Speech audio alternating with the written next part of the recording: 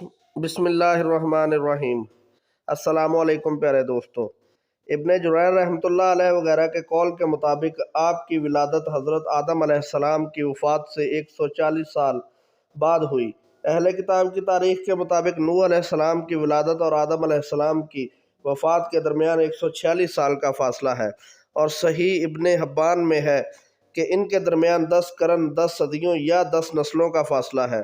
جیسا کہ حضرت ابو امامہ رضی اللہ تعالیٰ عنہ سے روایت ہے کہ ایک آدمی نے کہا، اللہ کے رسول صلی اللہ علیہ وسلم، کیا آدم علیہ السلام نبی تھے؟ نبی صلی اللہ علیہ وسلم نے فرمایا، آپ سے کلام کیا گیا۔ اس نے کہا، آپ کے اور نوح علیہ السلام کے درمیان کتنا فاصلہ تھا؟ نبی صلی اللہ علیہ وسلم نے فرمایا، 10 قرن۔ حضرت عبداللہ بن عباس رضی اللہ تعالیٰ عنہ سے روایت ہے، انہوں نے فرمایا، آدم اور نوح علیہ السلام کے درمیان 10 قرن تھے اور وہ سب اسلام پر تھے۔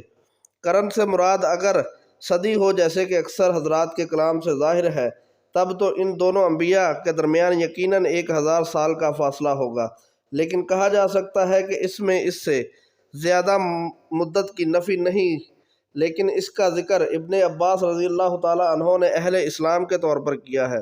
ممکن ہے ان کے بعد اور کئی صدیاں ہوں جن کے افراد اسلام پر قائم نہ رہے ہوں۔